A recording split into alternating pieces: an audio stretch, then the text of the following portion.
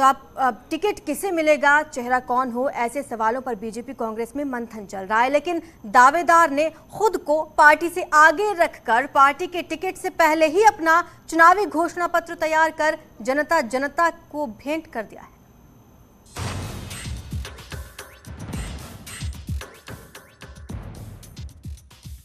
Ticket के लिए दिल्ली में मंथन के बीच नैनीताल से बीजेपी के उम्मीदवार हेम आर्य का घोषणा पत्र सामने आया है। कांग्रेस छोड़ने से ठीक पहले जारी ये घोषणा पत्र अब वायरल है। बीजेपी से पहले जारी इस घोषणा पत्र में किसानों के ऋण माफी से लेकर बेरोजगारी, स्वरोजगार, पहाड़ में नेटवर्क को ठीक करने के साथ साथ गरीबों को 2.5 लाख की आर्थिक सहायता देने का वादा किया गया है।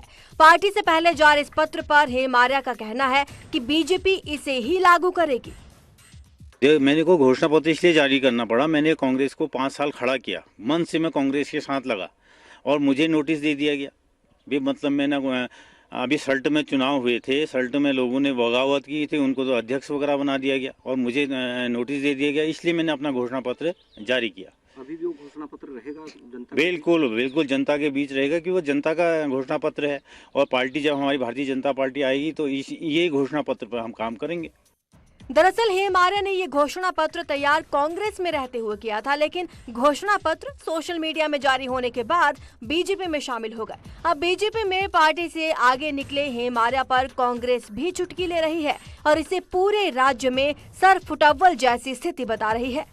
और आज हम देख ही रहे हैं कि भारतीय जनता पार्टी में जिस तरीके से आपस में ही द्वंद्व देखने को मिल रहा है। अभी टिकट का कोई फाइनल नहीं हुआ है, लेकिन उसके बाद भी आपस में ही जिस तरीके से गुटबाजी देखने को मिल रही है, एक दूसरे पर लगातार हम देख रहे हैं चैनलों के माध्यम से, अखबारों के माध्यम से सार्वजनिक रूप से बयानबाजी हो रही है। तो उससे एक चीज़ तो स्पष्ट है कि भारतीय जनता पार्टी का कुनबा पूरी तरीके से बिखर चुका है। बहरहाल टिकट मिले ना मिले, लेकिन घोषणा पत्र बाजार में आ गया है। हालांकि जो सपने इसमें अब बीजेपी नेता द्वारा दिखाए जा रहे हैं, क्यों उनको सरकार में रहते पूरा नहीं किया गया, जिसको लेकर दबी जुबान से जनता ये सवाल भी उठा रही है। न्यूज़ 18 के लिए नैनीताल से वीरेंद्र बिष्ट की रिपोर्ट।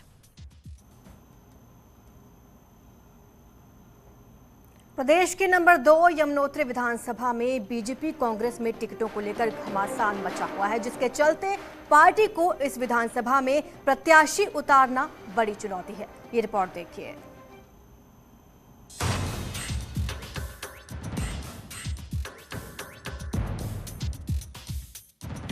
चार धाम यात्रा का पहला पड़ाव यमुनोत्री धाम यमुनोत्री विधानसभा में ही आता है। यमुनोत्री विधानसभा का एक हिस्सा यमुना घाटी और एक बड़ा हिस्सा गंगा घाटी में पड़ता है। उत्तराखंड बनने के बाद 2017 में पहली बार भाजपा ने इस विधानसभा में जीत हासिल की। 2022 में बीजेपी में दावेदारी कर पुराने दावेदारों के चलते पार्टी के सामने बगावत की स्थिति बनी हुई है।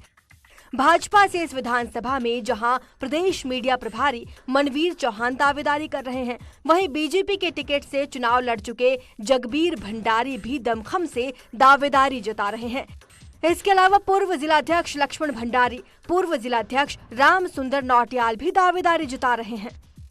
आप भी दावेदारी कर रहे हैं? निश्चित रूप से मैं भारतीय जनता पार्टी के यमुनोत्री से मैं अपना टिकट की दावेदारी करता हूं, लेकिन भारतीय जनता पार्टी की एक प्रक्रिया होती है चुनाव के लिए और केंद्रीय पार्लियामेंट्री बोर्ड टिकट तय करता है और जो केंद्रीय पार्लियामेंट्री बोर्ड का जो फैसला होता है उसी को सर्वमान्य होता है। तो मैं निश्चित रूप से मैं भारतीय जनता पार्टी का निष्ठावान कार्यकर्ता हूं और पूरी निष्ठा के साथ पिछले 5 वर्ष भी कार्य किया है। तो ऐसा कोई कारण नहीं है कि भारतीय जनता पार्टी का नेतृत्व मेरे नाम पे विचार न करे और मुझे पूरा विश्वास है कि जल्दी ही भारतीय जनता पार्टी के प्रत्याशी के रूप में मैं घोषित होऊंगा। वहीं दूसरी तरफ कुछ दिन पहले ही कांग्रेस के केंद्रीय नेतृत्व ने जिला पंचायत अध्यक्ष दीपक बिजलवाण को शामिल कराया, जिसके बाद कांग्रेस के जिलाध्यक्ष से लेकर सभी कार्यकर्ता पूर्व प्रत्याशी संजय डोभाल के समर्थन में खड़े हो गए हैं, जिससे कांग्रेस पार्टी में बगावत के हालात बन गए हैं।